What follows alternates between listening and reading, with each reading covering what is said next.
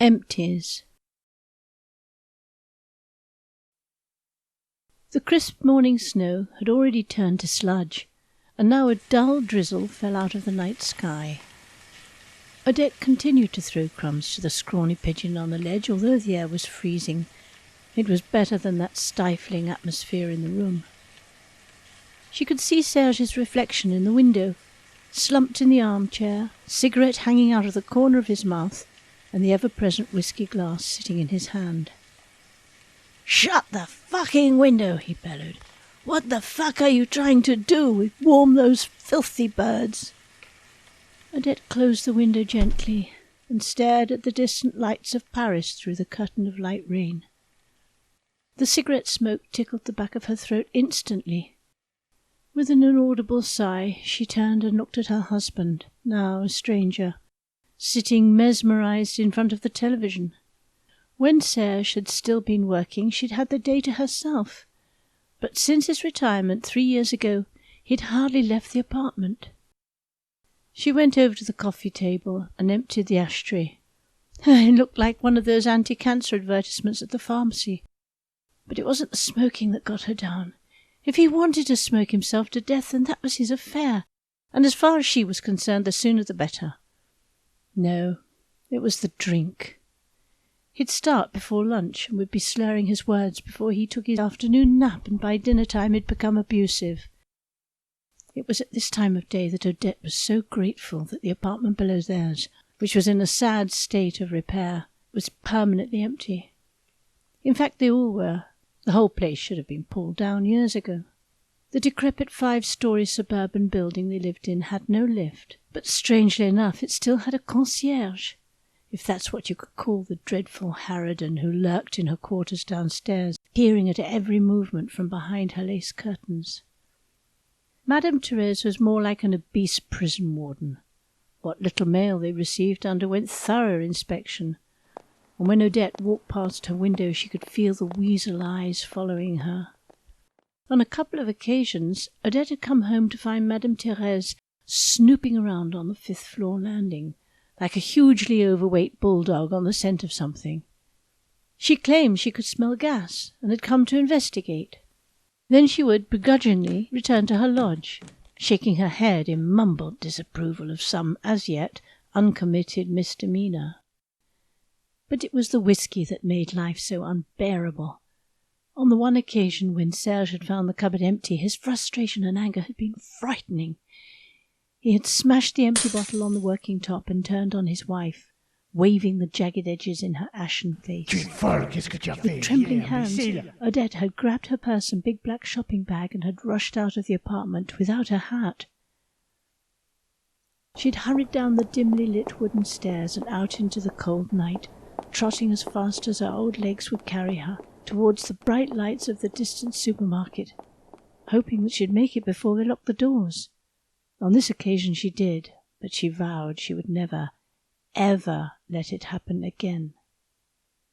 She could have saved herself the long trek and gone to the small corner shop. Kind Monsieur Georges would wink and slip an extra tomato or orange in her bag and invent discounts for her. How could she explain buying something as expensive as a bottle of whiskey a day to him?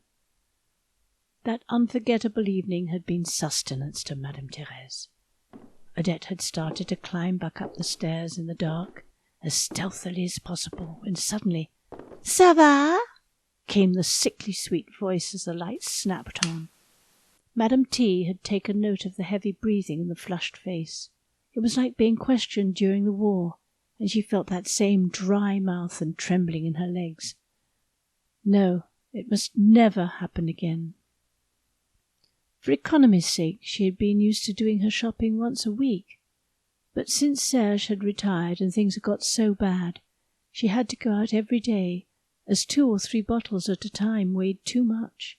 They also clinked together, and that, if anything, would give her away. And then there was the problem of the empties. Madame T. not only pried into their mail, but nosed around the landing, and also knew that the real key to private lives lay in the contents of people's dustbins, and she would regularly go through them. Odette had caught her at it once, but she claimed that she had lost her glasses in there and was looking for them. Likely story. She'd had them on the end of her nose. At first, Odette had taken the empty bottles down one at a time and had thrown them into that wonderful new apparition at the end of the road, the bottle bank. She'd thrilled at the sound of the breaking glass as it hit the other bottles, symbolizing the destruction of the evil it represented. But soon she'd begun to get disapproving looks from the old lady who lived next to it, and who peered through her lace curtains on every visit.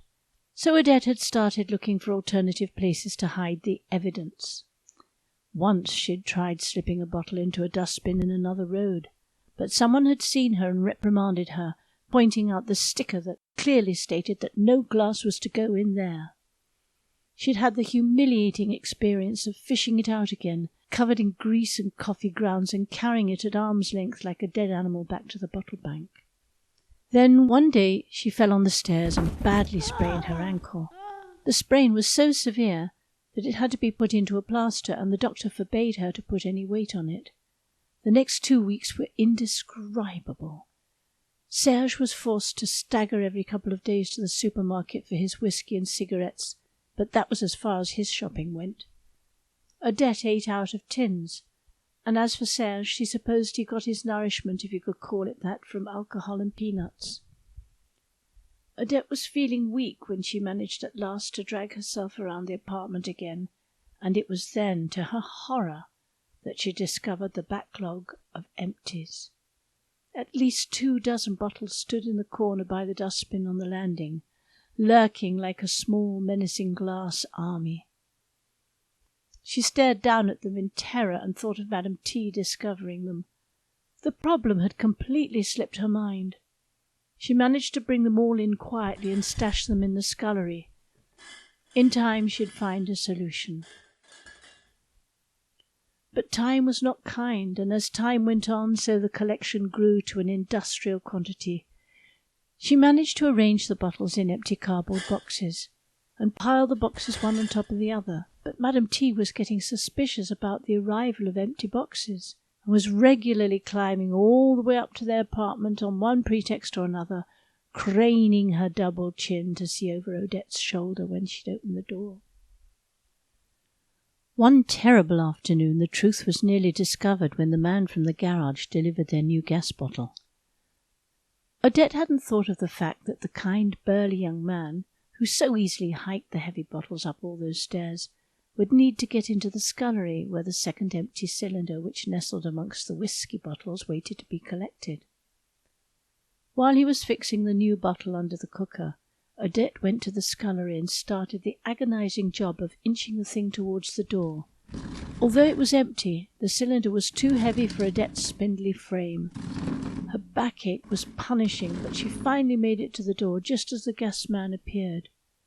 "Here, you shouldn't be doing that, madame," he said, taking the bottle from her as she shut the scullery door with relief. "That's far too heavy."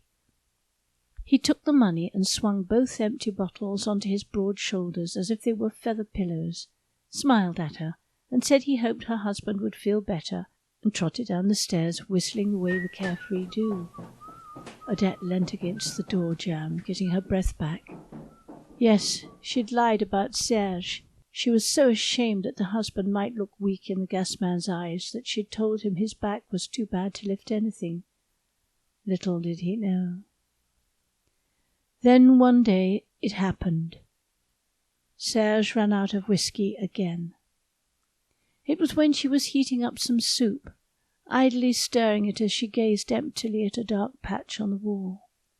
The kitchen door suddenly burst open with a noise like a detonation, and Serge, beet red in the face with frightening fiery eyes, filled the doorway with his bulk. Odette went cold and literally froze.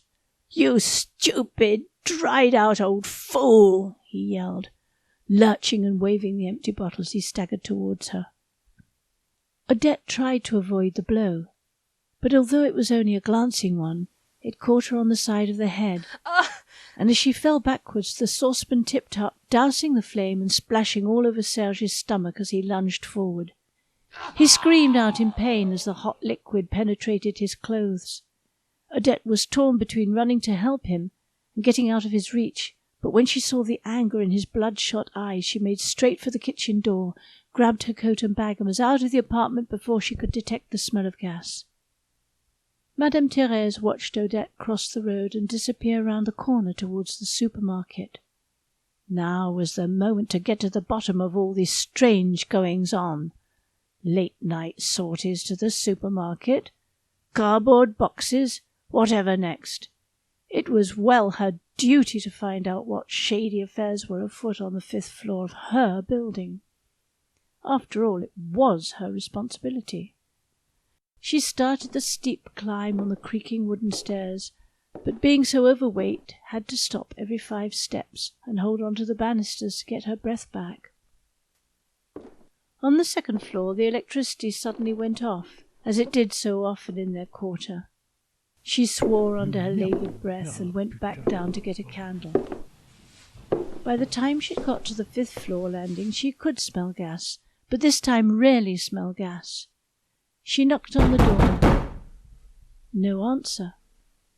She knocked again and tried the handle. The door wasn't locked. She opened it and just had enough time to see the inanimate Serge on the floor before the slight draught made contact with her flickering candle. Odette heard the explosion all the way from the supermarket. She wondered idly what it could be, but felt quite insensitive.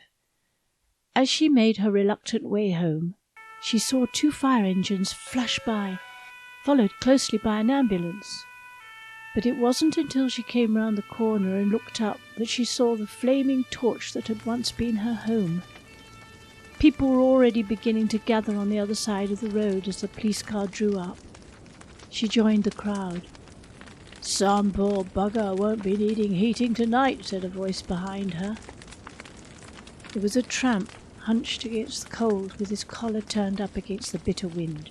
She could see in his face the same resignation she had felt herself when there seemed to be no more hope in life.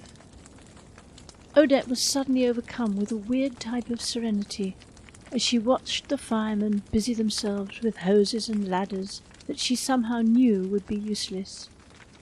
She turned to the tramp and calmly handed him the shopping bag containing the new bottle of whiskey, gave him the contents of her purse, and smiled warmly at him.